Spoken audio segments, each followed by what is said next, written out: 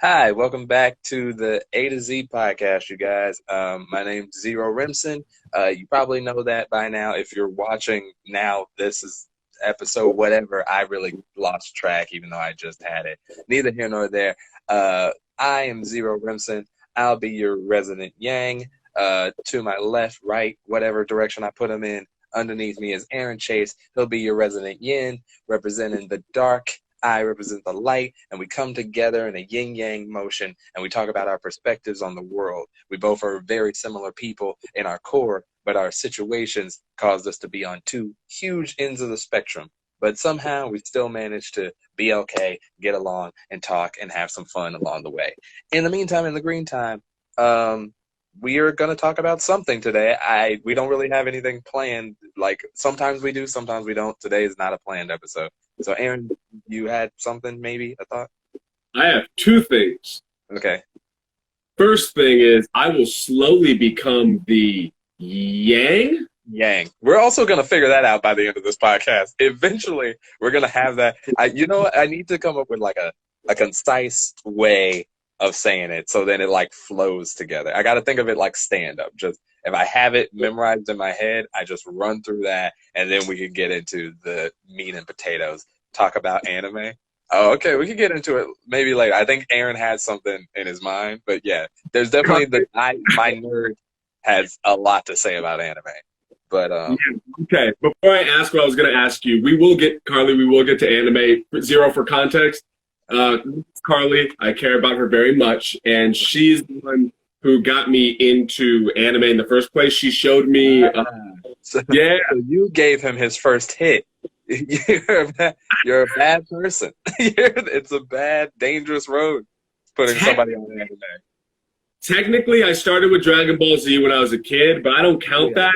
It's like the three that I consider like everybody knows animes: Dragon Ball Z, Pokemon, and Sailor Moon. Yeah. It would be like if I said I watched Seinfeld and I was like, I know all about stand-up. It's like, no, you don't. Yeah. Yeah. I'm his weed dealer. Yes. That's really good. That's a great play on words, by the way. I come in weeb dealer. That's exactly. I'm gonna call everybody who introduces someone to anime or like somebody who has it like that. That's. I'm taking that.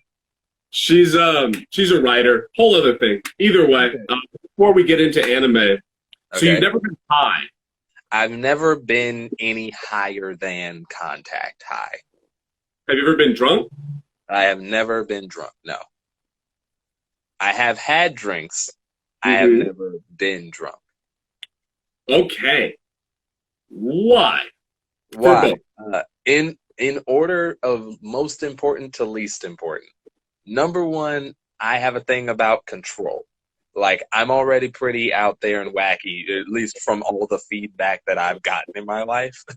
And last thing I need is to introduce something into my system that would mess up something. Like, not even like permanently. I'm not worried about permanent damage. Like, just for like, even in the night that I already have low inhibitions. Anything that would lower those any further, I'm concerned I'll be naked somewhere I'm not supposed to be naked. And then I'm like, how'd this happen? And then I would point to the thing, and I don't want to be that guy. So I just circumvent all of that, don't deal with it, and life has been going pretty good so far. Number two, memory. I also have a thing about like, I don't like the idea of not knowing what I've done or where I've been. It gives me like a weird, in my head, it gives me a PTSD idea. Like even, like, don't get me wrong, in typical memory fashion, obviously I don't remember every part of my life, but like if I woke up tomorrow and I was like, I don't know what happened, that would terrify me. Like, I don't know. I think it still falls under the umbrella of control. And so there's that. Three, I don't like any of the parts of it, the parts of it. So like smoking doesn't smell or feel good, and drinking doesn't smell or taste good to me. And so like I just like, and even all the versions where like they're like, well, there are certain types that make it like not taste like it is. It's like, well, if I have to go out of my way to try to make it taste like it's not what it is, Why can't I just drink the thing that just isn't what it is? I just want to enjoy the things that I enjoy, and everything about what the process is to even do the things is also just not fun for me. And I think that's it. Yeah. Yeah, that's mostly it. Because I don't have any moral quandaries with it. Like, I don't care what other people do. And honestly, as I turn the corner into 27, August 13th, as I turn the corner into 27, I've told my friends that if I do get drunk, it's going to be in a very specific situation where it's like only with them. I feel like they've been friends with me long enough that they've earned it. They've earned the right to see me get drunk, and I trust that they're not going to do anything. And so, like, I'll let them experience that and then deal with whatever comes after it. And maybe after I turn that corner, maybe I'll be really into it. I don't know, but as of right now, I'm chilling on it. Like, I like it. It's gotten me out of a lot of situations. Okay. All right. So first off, everything I'm about to say is not to convince you to drink or smoke or do anything. It's just my perspective on it, obviously. Stop trying to peer pressure me, Aaron. That's what it is. About this in middle school. DARE program. D. I don't know what all the letters stand for, but I know I'm not supposed to do the things. Oh, is DARE an acronym? Yeah, DARE is an acronym. It's Don't associate. I got nothing. I'm about to just do it. I don't know. For me, I felt the same way. It was a control thing. And then when I let go was when I could enjoy it. Like, one of the things I love about drinking and smoking specifically is it's communal. There's this sense of, like, when you get a drink with someone and when you're smoking with someone, there's this sense of immediate connection where you're like, we're on the same page. We are doing this thing together. This is communal. We're all in this. And as far as memory goes, my memory is dog shit. So, like, I'll give you that. When it comes to control, though, I think that, like, you don't actually lose that much control over it. Like, you've seen the circle, the smoking circle after the show. Nobody's like, this is crazy, man. No, yeah, weed isn't the best. When I talk about control, weed very doesn't fall into that category. Like, to me, that's more of an alcohol thing. Like, the alcohol thing is more like the inhibitions lowering. Weed is more like the chilling out. Like, I just don't. What it would do for me, I feel like, and again, I haven't experienced it outside of contacts from, like, being in situations. But, like, besides that, it's like, it's just like, it mellows, and I just, like, I don't know, man. I feel like it would just make me sleepy, and I just don't, like, I wouldn't get anything out of that for me. But again, it's all conjecture. I don't know what it would actually do because I haven't. It's kind of like that, you seen Head of State? Yeah.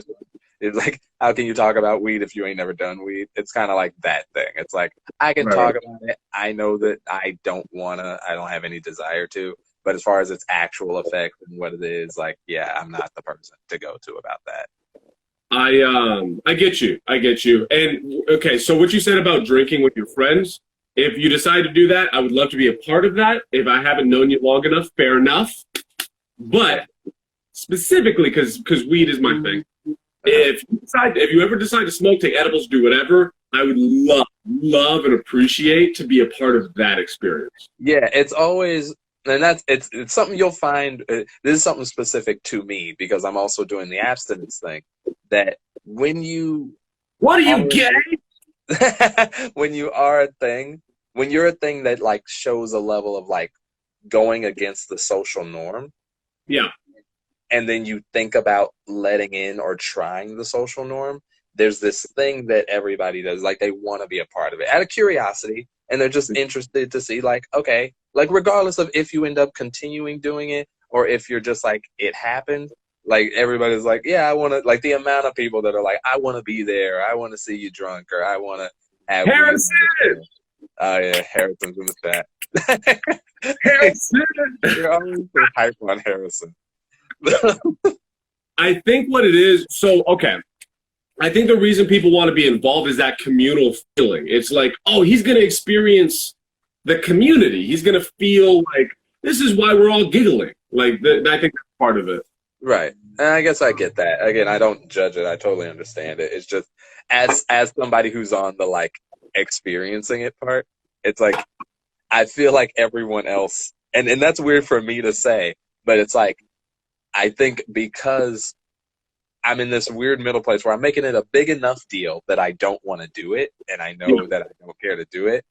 But at the same time, it feels like when they make it into like a thing, like we're gonna experience the thing. Like, okay, we're gonna set up a time, and then I'm gonna come, and then we're all gonna smoke, and then we're gonna see what happens to you when you get like the feeling. I'm gonna watch it and be like, so what? How do you feel about it? Like, what do you think? And I'm like, just I feel like you're making it into a thing, and it's like, it's fine, but like it's just that's another part of it too. It's like. That's kind of why, like, the friends group, it's like, all right, guys, like, you guys, fine, go ahead and gush because I get it. We've been doing this for years, and now I'm turning a corner. But, like, when people are like, oh, you haven't? Let me get you. Which is why this is future projection. And, again, like, I don't want to be up my butt. But, again, we've talked about the inevitability that is us making it. That part of me that's like the type of famous where people are like, let me get you high. I feel bad because I'm not going to be able to participate in that because I do feel like it is them trying to connect with me and in saying no, that it's me like rejecting hanging out with them. It's like, no, I'll hang, but like I don't smoke. Like, and whenever I say that to people, there's this air of like, I have to follow it up with, I'm not judging you though, because like immediately people jump to like, oh, I'm sorry. Like, and it's like, don't be sorry. Like, I don't care what everyone else does. Like, enjoy you. Like, I get why it's there. It makes other people feel nice. Again, like you said, it's communal. Like, it relieves the stress of this world and all of our pressures on us. Like, I get it. I just am not a participant. But I love hanging out with people like that. Like, drunk people are fun. Like high people are fun. They're funny to watch. They're even funnier to watch when you're the sober one. Yeah. I have a few things. Okay. First thing, Harrison says, fucking love the EP, and what's black and goes deep under? He says a tunnel. Thank you, Harrison. And thank you for listening to the EP. Before we get back to drugs and alcohol, can we talk about Yeah, we can talk about the EP. This is especially at the point that this comes out, it will be like 3 episodes in between it. Something like that. Yeah, there's the one that dropped this week. There's an episode after that, and then I think we did one more that I haven't edited yet. So yeah, we can talk about it. How are you feeling? I assume you've listened back to all of it in order. Yeah, I've listened to it a couple times just out of the sheer I'm like running the numbers because I told you that how I'm pushing the album and all that stuff, and in doing so I have to refresh the page because I don't have the keys to the Buddy System YouTube page, so the only way I can check the number is by refreshing the page itself. But yeah, I've listened to it a good couple times now, and I would say some of the songs have grown on me. Others, like it was interesting seeing like again I was looking at it through the lens of marketing, but it was still me experiencing it. So me looking at the project as a whole, I'm like, yeah, I'm glad we did it as an EP, where it's like, yeah, I could see where all the stuff is kind of like, well, let's do that. Let's just try stuff. Like there isn't a cohesive. It's like you could tell we made it song by song, and like even at the end of it, we just released it in the order that we made the songs. We didn't even go like, maybe we should put this one here and this one here. It's just like all of them come wherever they come in. I think each track has its strength. I would still say I probably lean towards my favorite being. I really like Joe Pesci. My only problem is like, again, this is me looking at it through a marketing consumer standpoint. Like I'm looking at it as an audience member. To expect somebody to buy in on that whole first minute interlude that should just straight up the audio from the Goodfellas. It's like, I like it because I know what's happening. Like I'm about it. And then when it kicks into your part and then your chorus is very like it's catchy and on the thing. And then I really like the verse that I did in it. Like I like that first and foremost. But then Pretend comes in like it's easily digestible. Like it's Yeah. the most easy one to get, understand. It's like simple. Like got a quick chorus, you got a quick verse, chorus again, verse, and each verse is different in its own way, telling our two perspective. Again, I like that we bounce off each other the way that we do. Yeah, I don't know. I like it. I don't not like it. I will say if it wasn't me, I don't know how many times I would listen to it. I think I would walk away with like 2 songs, but as a whole EP, I don't know if I would listen to the whole EP more than maybe twice if it wasn't me. That's fair. As I listen to it, it grows on me more, but I know what you're saying. It feels disjointed, and if you can feel like practice, you can feel this sense of like, let's try this type of rap song, try this type and this type. And I think that I'm proud of it. I'm proud of the project. And I think that in the future, it will be even better. Right. And I also think it was the first. And that's something that I got to give clout to, because, of course, you always compare yourself to, like, higher end things and things that, like people weren't forced to record off their phones or in their bedrooms and all that stuff. But that's who I'm comparing us to at all times. And so I'm like, oh, where's the stack up compared to that? And even there, I'm still like, okay, well, we still made a good thing. Like, I still would say, like, I'm not ashamed to say, like, hey, that's me on that track. Like, I said stuff. That's me. Like, because I know some artists who have stuff from, like, way in their past, and they're like, oh, I don't acknowledge that album. I don't acknowledge that project. And I'm like, no, I think it has a lot of strengths. I think it has a lot of things that are good for it. I would still highly suggest that people give it a listen to. I am glad that people are enjoying it, like whether it be because it's us or they genuinely like the music. Regardless, I'll take it. Like, that's great. I have a question, Zero. Yeah. Does anybody tell you about the negatives, the things that people don't like? I can't even call it negative. It was just like, here's something you should think about. I showed it to one artist that I know that, like, he also does rap music and all that stuff. And he was like, oh, you might want to be careful with Black Joe Pesci because of all the YouTube copyright stuff, that they might just shut down that song entirely, or you might get in trouble because it has that whole interlead that leads into it. Like, that's copyrighted material. You might get got for that. And I was like, if we get popular enough that that's a problem, I will cross that bridge when we come to it. Like, I'll gladly take that hit for whatever. Like, that means that so many people are seeing it that it's a problem. And so, like, okay, I'll take that hit. So I was like, that, but I can't consider that negative. It was just him trying to help me see that might be a problem. Everything else has been positive. No, nobody's told me anything negative. So I assume you have heard negative. I have. This is what's interesting to me is, like, people. Okay, so before, I want to preface with, I've been mentally and emotionally doing very well, except for at night. That's a whole other thing. Okay. All right, werewolf man. Nighttime is just hard because of stand-up. Oh, yeah. Oh, somebody misses it. If you talk to me in the day, I'm good. Like, I'm solid. If you talk to me at night, there's this melancholy that sets in. But even then, I'm doing okay. Okay. So, and I've been working on not dwelling on the negatives.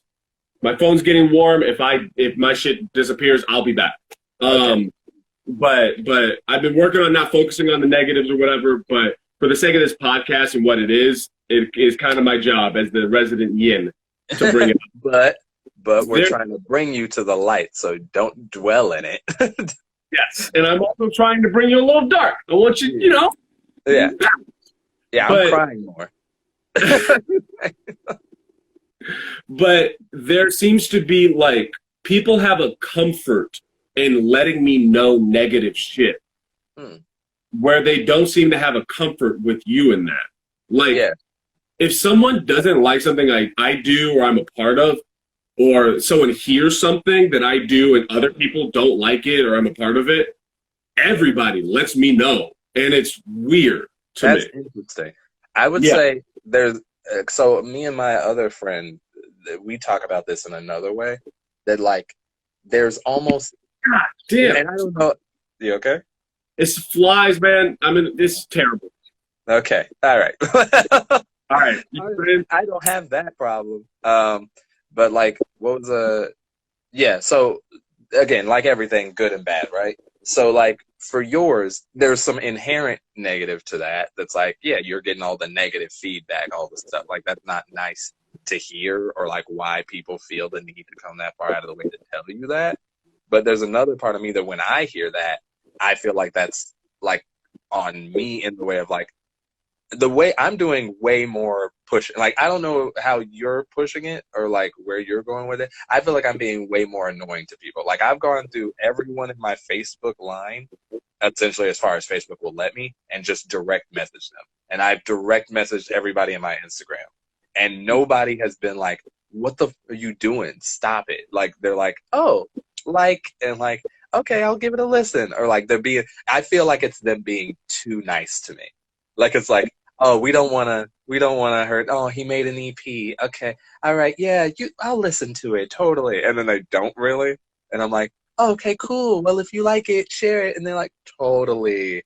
Pats on your head. And then they keep it moving. Whereas like, I'm interested to know the like negative feedback. I would, because I can't, because that's the thing. When people give you negative feedback, I don't know. It feels like, this is just me. Like, it gives you the chance to grow. I feel like when you placate and baby people, they don't get the chance even. And so, and again, that might be just my own psychosis. Maybe everybody's just nice to me because I'm nice. Like, it could just be that. But like, there's a part of me that's like, they don't want to be mean. They don't want to say the things that they feel. The irony, I don't know if the irony is the right word, but like, I think irony is the right word. The irony is I'm not pushing that hard because I know the reaction I will get. Mm. I know that me and my personality, where people are like, if they're annoyed by something I do, they don't like it, they feel whatever, they'll let me fucking know. And they won't do it in a nice or tactful or calm way. Right. So here's my question. Yeah. This is just like an interesting thing to me, because the reason I made myself okay to do the push that I was doing was because to me, everyone that I was quote unquote pushing it on, I was like, if they don't like it, then they can unfollow me. They always have the choice to like go, I don't want to be a part of that, and like cut themselves out. Like, everybody I message, it's not like I'm constantly talking to them all the time. It would be well within. Dude, it's terrible. Aaron's fighting a fly. This episode's gonna be Aaron versus the fly. It's like living in a fucking barn, man. Like, I sleep in the garage and the door's open, so flies just come in, and my dog's there licking our ass and fighting off. It's ridiculous. God damn. Here's what's fascinating. Not to derail, but gonna derail a little bit, because we haven't talked about comedy a lot.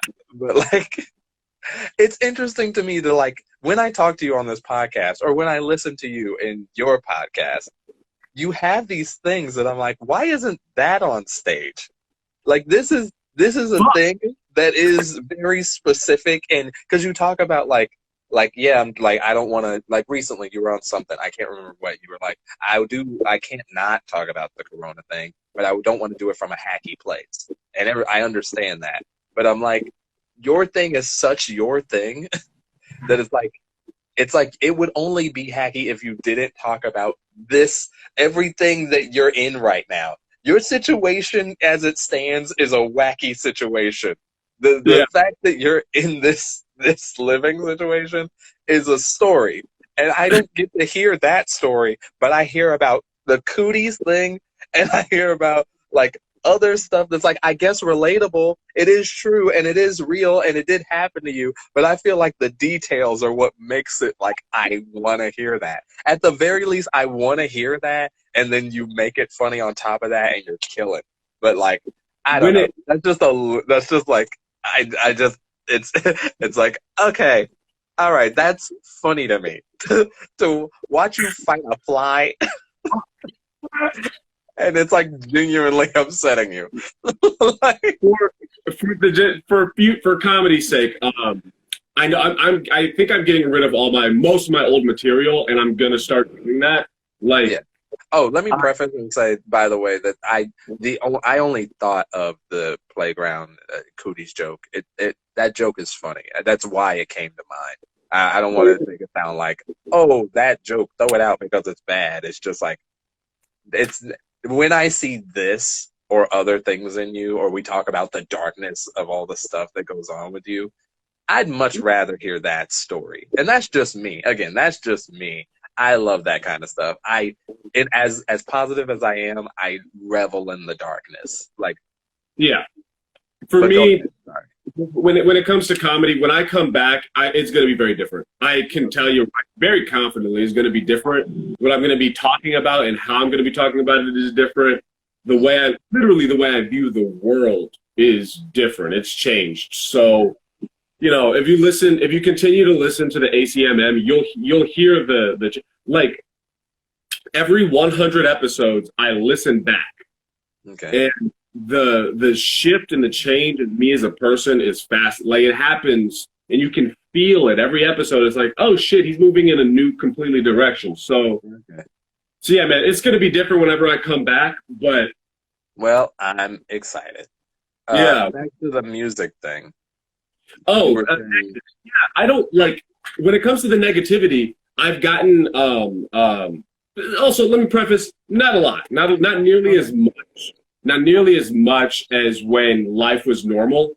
Like, when life was normal, I got a lot of it. People would let me know, like, hey, just so you know, this is what they said about you on this podcast, or this person messaged me about, or not even this person. Most people wouldn't even say names. That was the other thing. Like, I don't know who's saying what or what they're thinking. I just know people are feeling negatively about it. So the constructive criticism I love. I got some criticism of, like, you know, it sounds like you guys recorded separately. You can feel like, oh, this was in a different room. It doesn't flow well. Or I heard some stuff about the production. I heard some stuff about the writing. And that stuff I love. Give me all of that criticism because it's productive.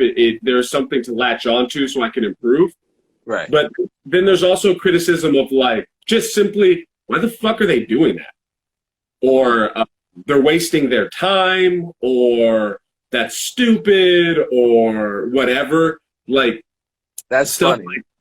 I find that to be a very interesting argument. Like, I mean, it's, I don't know. Again, I don't know how those things hit you, but that's like, as opposed to doing like right. I could be doing. Yeah, I'm not gonna sit here and act like making music is the end all be all. Like, there's so God, many. Damn it! God damn it! It's terrible, man. It's fucking terrible. Listen, the fly just likes you. It's just really into you. Listen, you're an attractive black man in a white tank top. It's trying to get a piece. Stop being rude. Let you the know fly when it goes in your ear and it's whispering to you in its fucking fly voice? Yeah. Like, hey, I'm here. I shit on things and I eat feces and I'm in your ear right now. God damn it. All right. Fuck. Do you want to grab like a magazine so next time you can just swat it one time? I just wanted to not be in this room. Just leave me alone. This fly is a metaphor. The negativity. So, like, when it comes to those things, it used to, before the quarantine, when I would hear that stuff, I would dwell on it more. And it was less, what would go on to my head is like, I'm not bothering anybody. I don't think I am. Like, I'm not going after anybody. I don't think I'm doing anything wrong. And so I would dwell on that. It would be, I would be confused by it, and that would frustrate me. Within quarantine context, it's like, it confuses me for about a second, and I'm like, I don't, whatever. Like, okay, you don't like my shit, you don't like my shit. Right. But it's what's odd to me is people's comfort with telling me negative shit and not telling you negative shit. That's weird to me. See, I think it's, again, maybe this is my positive, and you could make a hard argument. My yin spin on it, but like, if I did that right. Anywho, to me, I feel like the reason they're okay with telling you negative and not me is because you can take it. So like there are tiers, right? So like if somebody, I'm trying to think of an apt metaphor. If somebody is rich, like their life is going great with money, you can tell them some like ideas about like, hey, this is what's going on with your money. Like you're spending your money weird. Like that's a bad idea. But like with somebody who's barely struggling, you're not telling them stuff that would get them out of struggling because you just see they're barely making it. Like you don't want to give them advice on their funds because you think it's like this. But like when somebody's stable, like the higher you go up, the more people are okay to tell you crazy stuff. It's kind of like, okay, us, you hear the level of negativity that you hear at your level because you are what you are. I think that's a two-part thing. One, and this is going to be way, take this with all the grains of salt, but you understand. So I'm listening. I think the fly went out of the room. I'm going to close the door. I'm listening. I'm going to explain it like he's still sitting there. So one is, I think it's the level of like, so to a celebrity, right? How much trash do people talk to celebrities? Like you see mean tweets, like they'll say unnecessary, over the line, they don't know that person, crazy stuff about things they think about a celebrity or opinions about their music, and like blatantly put it online in front of everybody, say exactly their name, tag them in it. Like that's what they get because they're so high. They're like up here because they're in these upper echelons. It's okay for you down here to say whatever you want because you don't even think it'll reach them. And even if it does reach them, they're so far up that it's like, I'm rich. It doesn't hurt me. It can't hurt me. So because you're stronger, you get treated worse because they think it can't affect you. Because you're more stable than I am. Because you're more okay with being able to take negativity. All like right. if you really look at me, is there not a part of you that's like, I don't want to say negative stuff to Zero because I don't want to be the one that ruins it for him. I don't want to be the one that like a little kid with HBO. You don't want to take away somebody's happiness. That guy's happy. If he can be naive and happy, let him be naive and happy. Like, it's just, you don't want to touch. It's why nobody comes at Nick Laney either. Like, they don't come at us because we're such nice, sweet balls of sunshine that if you got darkness on you, you're kind of afraid to infect us with your darkness. So you hold that back from us. But because you are already steeped in the darkness, they're like, they don't have any problem because it's like, oh, it's just, he's not going to feel this because he's already steeped in it. Hey, Aaron, no words can affect you because you got stabbed by somebody who was a skinhead. Like, what words could I say to hurt that man? He's gone through some stuff. Negativity doesn't hit like that. Number two, the reason I think they're okay to say negative stuff to you is that, like, and again, take this with a grain of salt. This isn't to be up your butt and or say that the buddy system has made it or anything. But at the same time, you could see where a new comic or a comic who's not putting on their own shows or doesn't book at multiple locations or have different shows going on or actually draw in an audience at all or has a following and people listen to them, even if it's not that many people, that it's a couple of people, where because you're like, again, it's not by much, but if like this is where everyone starts and this is where like you worked up to be an okay comedian, and then you like host, and then you're like putting on your own shows, you're here to somebody who's here. So when they say this stuff, they're okay to say this stuff because you're up here. It's like because you're in a better place, I can say more messed up stuff to you. Because either A, I'll pull you down to being on my level, I'll get you where I am, or B, it won't affect you and I'll get it off my chest. I'll get it off my chest. I guess. Sorry, that was a lot. So I'm gonna try to. Okay. Yeah, sorry, I did a mini rant there. No, you're good. You're good. I think. Hey, okay, my baby brother's in the chat. What's up, Jeremiah? Hey, Jeremiah. Hey, I'm your oldest brother, technically. Don't listen to him. My brothers are very easily influenced. Let's not. Gotcha. I want to influence you. Jeremiah, you don't want my yang, Jeremiah. Trust me. Yeah, you don't want that problem. Go ahead. But when it comes to the this part of your analogy, I understand it. I think it makes sense. I think it's just weird to me because I know, like, I'm not shit. Like, Exactly. the buddies just what we got a show at the Improv on a Tuesday. Like, I love it. I'm really proud of what we've accomplished so far. We're gonna keep going. I'm not gonna stop. Yes. But the idea of, like, I don't know, the idea of thinking of me as up here is crazy because I'm super. Yeah, it's not a conscious thing. Because if you came to any of those people and you're like, you're hating on me because I'm up here, like, they'd be like, you. But it's like, it is like, there's that dynamic at play. Because they're like, again, it's the celebrity thing. If you ask any celebrity by another celebrity, or even by like an interviewer, they don't think they're that. There's a couple that are like that egocentric. But the couple that are like real human beings, most of them are like, no, I'm a person too. That's why they hate the paparazzi. It's like they're a human being. They don't feel like people worship them and are like, I just love you so much. You're like a god. And they're like, I'm not a god. I'm like a person that sings. Like, I act. Like, it's just a skill I developed. It's not that deep.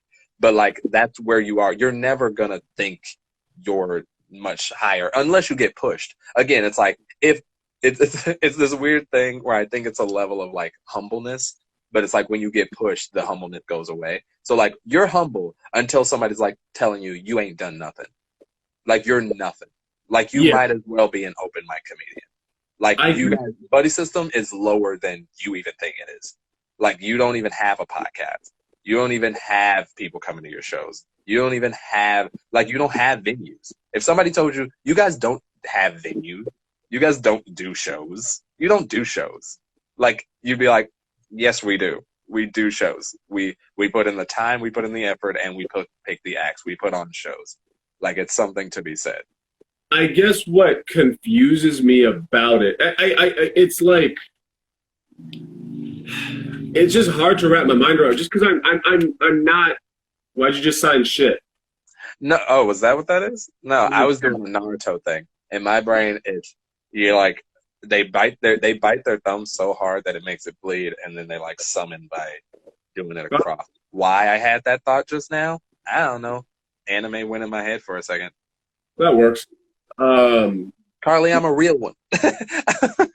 It's just strange. It's strange to me, and it's like what you were saying about, like, well, he can handle it, and yeah, I can handle it now because I've had to handle it literally my whole life.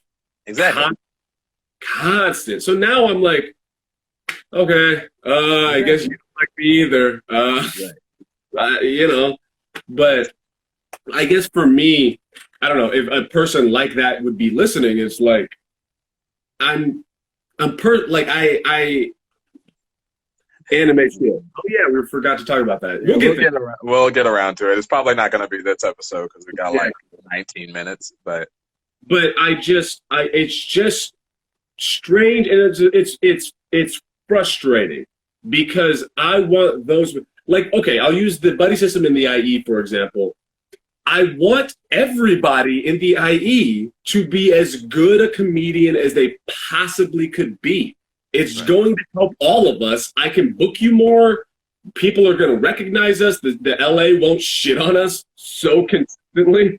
Like, I want everyone to be good. Mm-hmm. So why are you trying to if you drag me down, you're dragging you down. Like, or I remember there was this new guy. He was around for like a week. I can't remember his name because he was around for like a week. But we were hanging out. We were in the parking lot at Brooks Bar. And we were joking around, and I think I said something like, oh, he's the new guy. He's the squid. Awesome. Like, I was excited. I was like, oh, a new person wants to do this. And then maybe a week later, I came up to him, and I was, haha, I meant that comment for when you mentioned it. All right. but I saw him maybe like a week later, and he had bombed, I think. And I went over to him. You know what I do with new comics and the IE? Do you know? Okay, so I have a whole portfolio of breakdown of like how you can start writing jokes. Okay. And so what I do is I say, at this point, I would say, hey man, do you want some advice? Do you want a suggestion? And then I break down like, this is how you write jokes in its most pure form. Not this is my style. This is like a setup and a punchline. Cut the fat. These are the types of bait and switch, puns, whatever. I explain all of that. And I'm like, all right, man, go do you. Yeah. And I go up to him and I'm like, hey man. My cousin. That's my cousin. I go up to him and I'm like, hey man, do you want some advice? And he did that. You know the SpongeBob meme? The one where he has his back and he does the face? Oh yeah. Do you want some advice? So he does that to me. He does the meme to me. He's like, oh, your opinion. And I'm like, okay. And so later on, and maybe a couple days later at another mic, he apologized and he said, he said, I'm sorry. Like when I said the squid thing, he thought I was like talking down. I'm not your cousin. I'm your biggest fan. I love you, Zero. Okay. I appreciate it. Love you too. Does are you my fan? This is my family. This is how my family is. They are supportive out the wide. There was never a moment in my life that they didn't love me. So I've had this. This is what I deal with. And it's like, how can you be mad? How can you have a bad moment in your life when this is the love you get? Like it's not fair. It's not fair. I understand that. But I didn't get that at all. But seriously. He apologized. Yeah, he apologized. He said, that he thought I was like mocking him or trying to put him down when I was trying to give him advice. And I don't know what it is about me. And I've slowly come to just accept, like, you know what, you're going to interpret me how you interpret me. I have no control of that. Yes. So I'm just going to be me. I'm just going to keep joking, keep fucking around, keep trying to give advice, and just do the best I can. But I will. Yeah. But so that's. A guy said, I love you, Aaron Chase. I'm your biggest fan. Thank you, James. That's not family. Thank you. He's family. But I've come to a place of like, you know what, man, I'm just going to keep being me, and you can like me, you can dislike me. I'm just going to keep pushing forward. But there is this piece of me that's like, what am I doing that's making people think that? Because I feel like I try to make it very clear, like I'm just joking or I'm fucking around or I'm trying to help. That's what's in my head. And I don't know. And I think it's really 100%. It's from what I hear from that story, it's a technical issue. Like it's not, like you said, the place you're coming from isn't bad, but the way you're going about doing it, it's like if somebody, this is how I would like, I also have thoughts on people's things and I have ideas of how they could do it better. But like that's the thing. And I feel like maybe you would if you had gotten off stage as a new comic and like, or not even a new comic. Let's assume, we're going to assume, give all the dice to you and say he was new. Let's say he's completely new. This is the second week or whatever he's ever gone up. And then after you went up, so you went second week of you being in it. After you went up, bombed, then somebody came out of their way and went, hey, you want some advice? Hey, you want some like help? Like, cause you bombed back there. And I mean, I'm adding words, but like, cause when you bomb back there, it's like, seems like you need some help. And it's like, that's like, would you, as you, like, saying exactly what you said, if somebody came up to you after you bombed second time and said what you said, is your first reaction, he's trying to help me? Do you want me to answer? That's not rhetorical? No, it's very not rhetorical, honestly. Because this might be the problem, quote unquote problem. Okay. this actually might be the problem, because for me, I would say, okay, yeah. I remember in San Diego, I was bombing Mhm. all the time. And comics, older, more seasoned comics would come up to me, far less nice, and would be like, hey man, you need to tell fucking jokes. Or they would talk to me like that. Yeah. And I didn't, and my issue with the way, I didn't have an issue with them telling me. My issue was with them not giving specific notes. Don't just tell jokes. Explain what the fuck a joke is. So Okay. in my Okay. All right. yeah, Okay. Gonna insert here. So your problem is the same problem he's having. It's not where they're coming from. It's how they're doing it. They're doing what they did to you is what you did to the next guy, because each of you is assuming, like, you're all going, I want to help, but the yes, way I need to help is how I would take that help. You're not yes. thinking about the other person in a weird way. You are, but it's like it stops. It's like, I'm thinking about you up until you're me, and then I help you at me. For me, where if I was that person, I also would be like, I want to help. But then I think, like, who am I to that person? And I go, if they want help, they got to look for, like, you got to come to me if you want that. Like, I'm sorry, that's how it has to be. Because if you want help, you're gonna get it from me. Like, what's most effective for the person you're helping? Yeah, it's like, if you want help from me, then you have to like,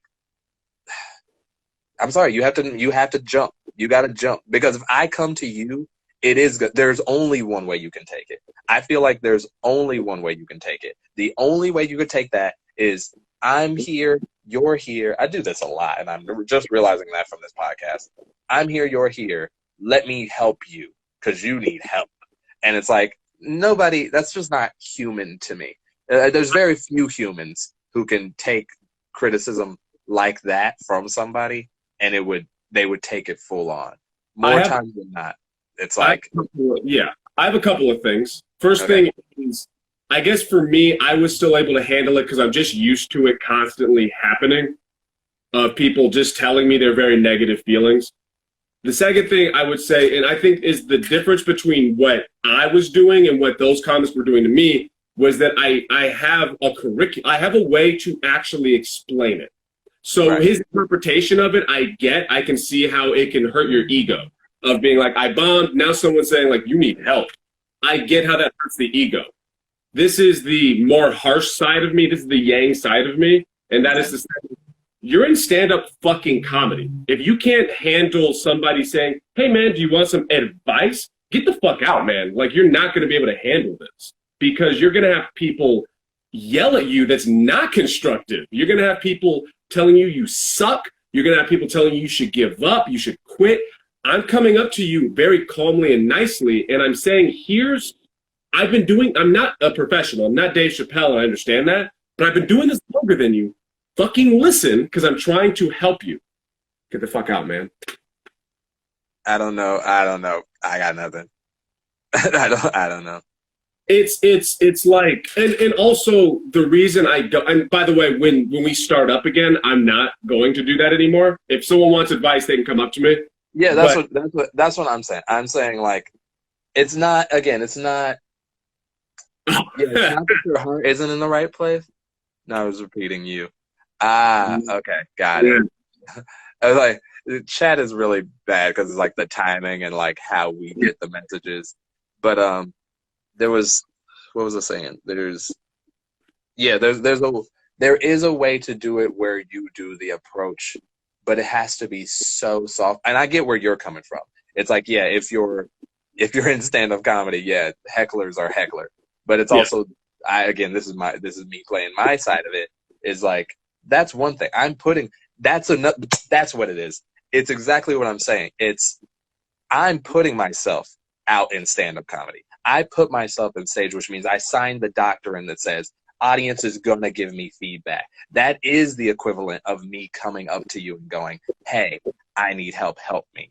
I signed that. That's my emotional, social signing to say I'm okay with that feedback. But when I'm on stage, for you to come out of your way, I didn't sign that contract with you.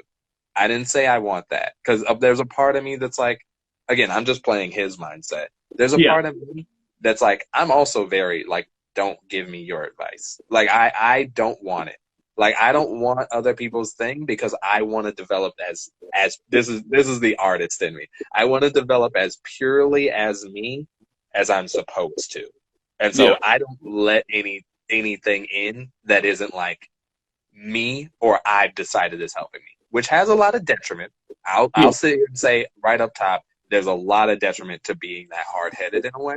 But there's another side of it to me that's like letting in other people's ideas of how comedy should be or how I should do my style. While it could equally help me, I think for my brain, it would add too many variables. There's already so many variables. Like the amount of people who have given me the advice to shorten up, tighten up my act, while that would work, I don't want to do shorter versions of my joke. I like the way I communicate.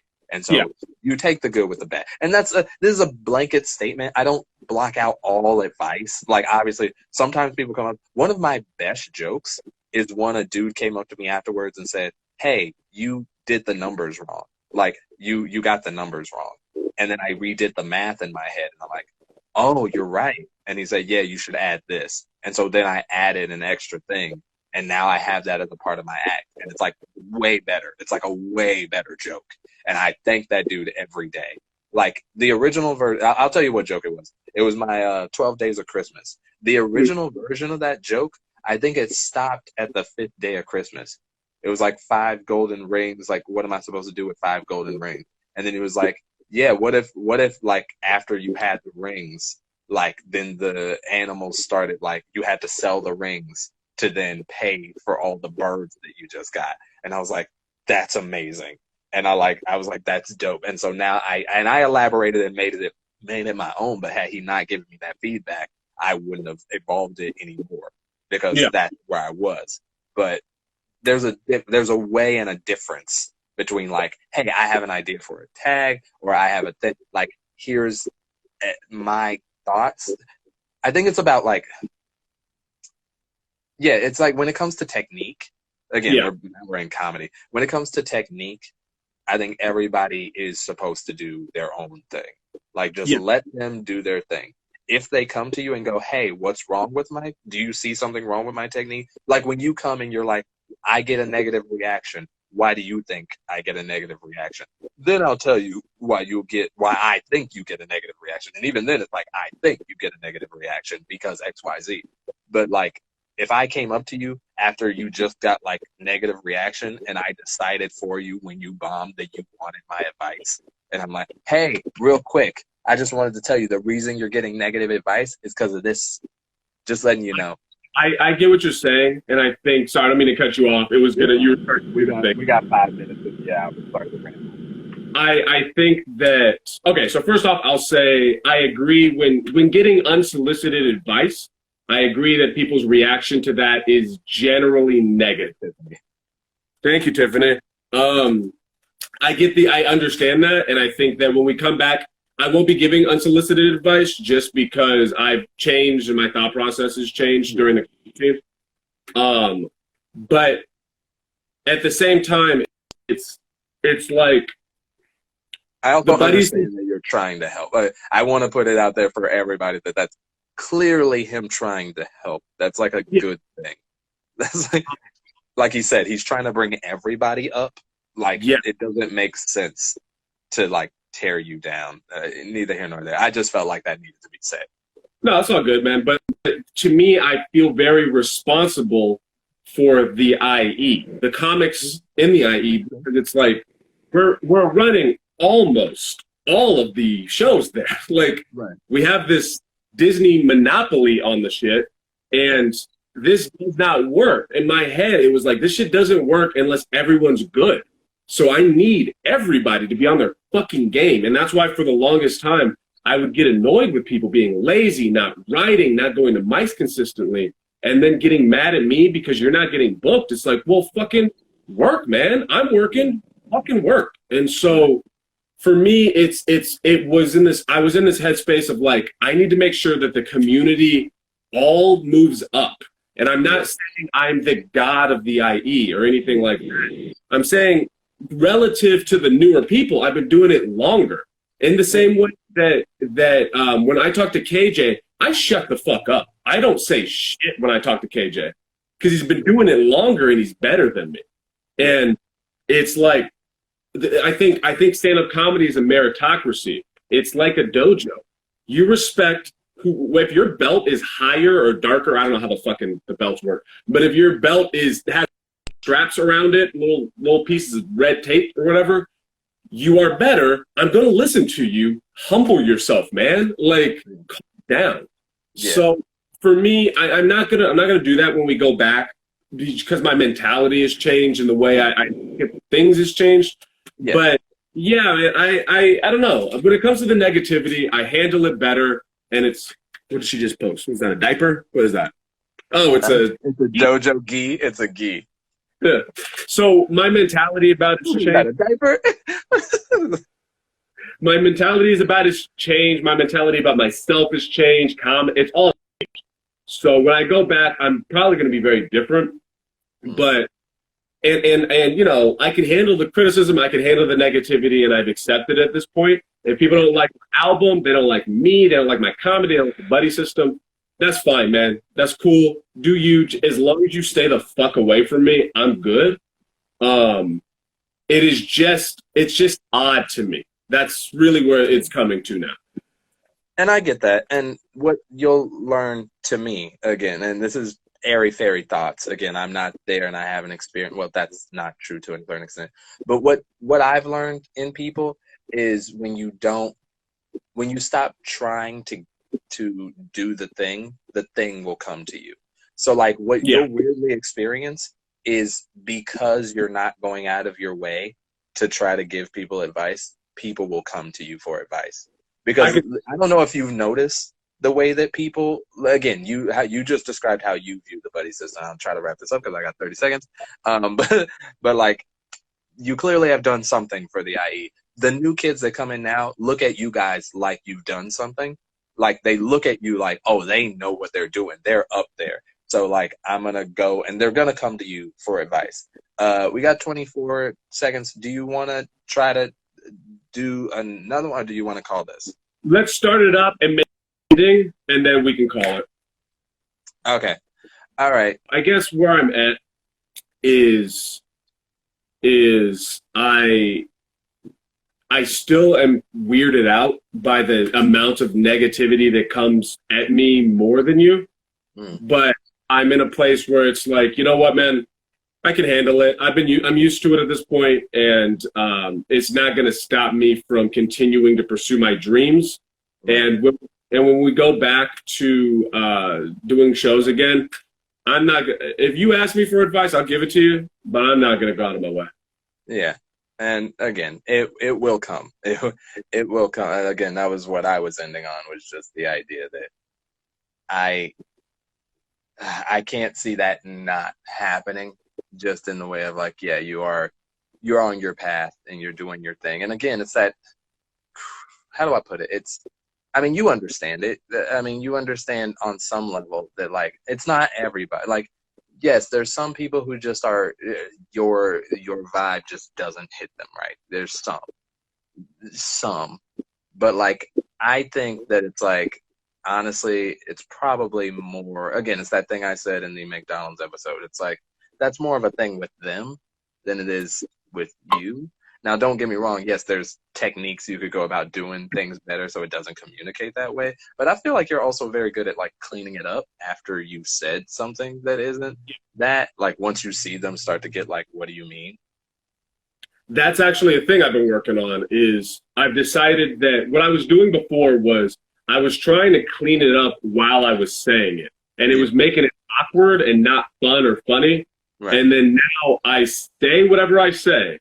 Yeah. And if it seemed to take it the wrong way, then I will jump out of joke mode and I will very calmly and clearly say, just so you know, I'm just joking, I'm fucking around, here are my actual, without joking feelings, and clarify. Right.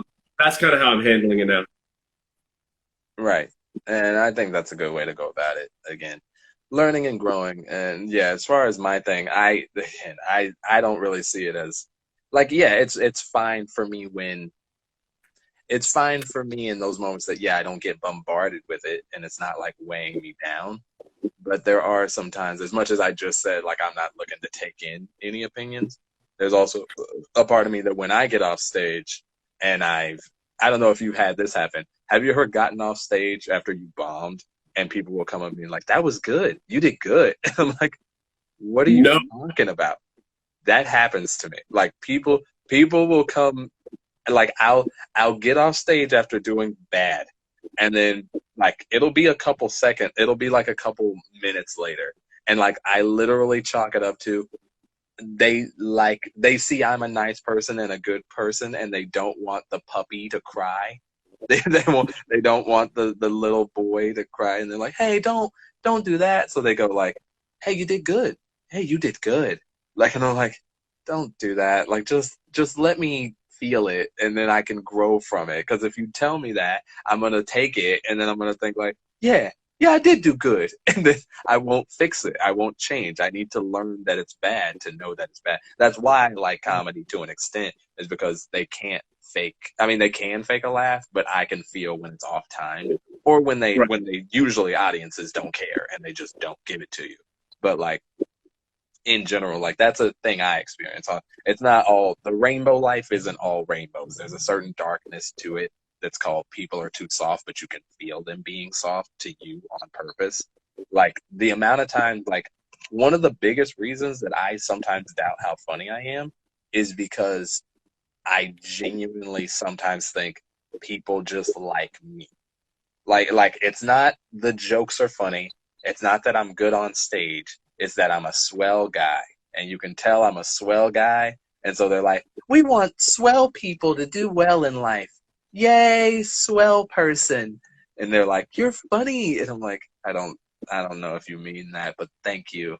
Like I'll take the compliment, but I don't know if you mean that. But yeah, each side has its ups and downs. I get where yours is also bad. But yeah, that was today's episode of A to Z. We said we were going to talk about anime, then we didn't. So we'll get to it eventually. But Harley, we will, I promise. Maybe we can do another episode tomorrow or the day after about anime. someday we'll do an episode about anime. Anime? Someday we'll do an episode about anime. For now, we're going to close out the podcast. Again, this has been A to Z. If you want to watch any other of the podcasts, you can find us on the Buddy System Comedy on YouTube under the podcast A to Z. We also just released an EP called A to Z. You should give it a good listen to. We both rap on it. We got a couple singers. It's a fun time. I'm Zero Rimson. You can find me at _KR anime on Instagram. And you can find this man, Aaron Chase, under Aaron Chase 91 on Instagram. He's also around on the Buddy System page. He's over the ACMM, which is his podcast. Again, all things you can find on the Buddy System YouTube page. Search. Can people find you by searching your name? I mean, your name is kind of like bad SEO, but like It's pretty easy to find me. okay. Well, again, you'll find him if you find me, Zero Rimson, you could very easily find him. So, yeah, that's been an episode. Thanks for chilling with us. Later. Bye, Zero.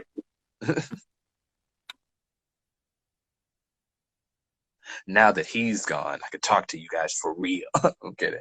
I'm out.